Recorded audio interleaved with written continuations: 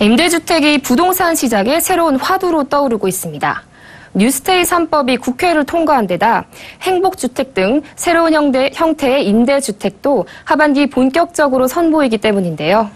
특히 뉴스테이는 기존 국민임대 또 공공임대와 달리 대학생과 신혼부부, 중산층까지 확대돼 선택의 폭이 훨씬 넓어진 데다 일반 아파트 못지않은 주거 생활을 할 수 있다고 합니다. 전세난 시대의 새로운 대안으로 떠오른 임대주택에 대해 보도국 정은규 기자와 자세한 이야기 나눠보겠습니다. 안녕하세요. 네, 안녕하십니까?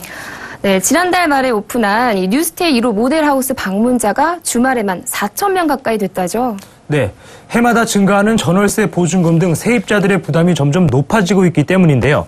국토교통부에 따르면 임대차 시장에서 월세 비중은 2012년 50.5%를 기록하며 처음 전세를 역전했고요. 지난해에는 55%까지 증가했습니다.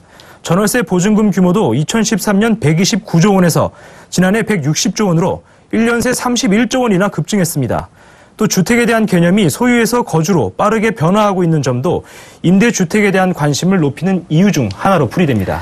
네, 또 각 임대주택 종류별로도 참 궁금한데요. 최근 관심을 끌고 있는 뉴스테이가 무엇이고 또 자격 요건 어떻게 됩니까? 네, 뉴스테이는 중산층의 주거비 부담을 덜어주자는 취지의 기업형 임대주택 사업입니다. 민간 사업자가 100가구 이상을 매입하거나 300가구 이상을 신축해 운영하는 임대주택을 말하는데요.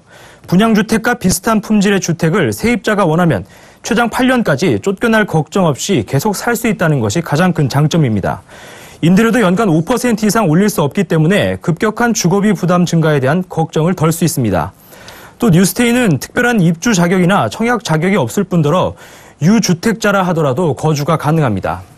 네, 주거 문제로 가장 고민이 많은 층이 신혼부부나 또 사회 초년생이 아닐까 생각되는데요. 이런 경우 어떤 임대주택을 선택하는 것이 유리할까요? 네, 자금 여력이 많지 않은 젊은 층의 경우 행복주택을 노려볼 만합니다.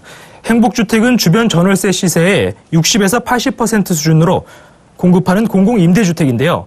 특히 공공용지 등 대중교통이 편리한 역세권 부지를 활용하기 때문에 출퇴근이 편리한 입지 조건을 갖추고 있습니다. 입주 자격은 대학생의 경우 인근 대학교에 재학 중인 무주택자로 본인과 부모 합계 소득이 평균 소득의 100% 이하여야 합니다. 사회초년생은 인근 직장에 재직 중인 미혼 무주택자가 대상이고요. 본인 소득이 평균 소득의 80% 이하여야 합니다. 신혼부부는 인근 직장에 재직 중인 무주택 가구 구성원으로 결혼 5년 차 이내에만 입주 가능합니다.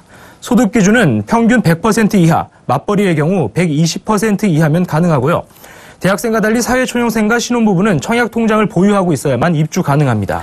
네, 또 이 밖에 고려해볼 만한 임대주택 어떤 것들이 있나요? 네, 서울에 거주하고 있는 시민이라면 SH공사가 공급하는 시프트를 고려해볼 만합니다.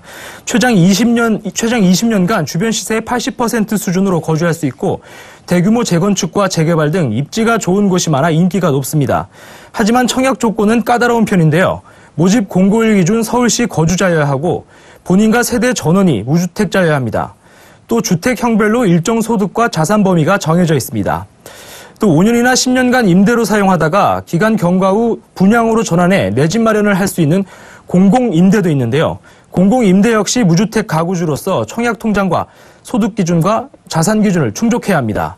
끝으로 국민임대는 임대 기간이 30년으로 일정 소득 수준 이하의 무주택 가구주에게 저렴한 임대 조건으로 공급되는데요. 공공임대와 달리 분양 전환은 되지 않습니다. 네, 부동산 시장의 화두로 떠오른 임대주택에 대해서 보도국 정은규 기자와 함께했습니다. 오늘 말씀 잘 들었습니다. 고맙습니다. 네, 감사합니다.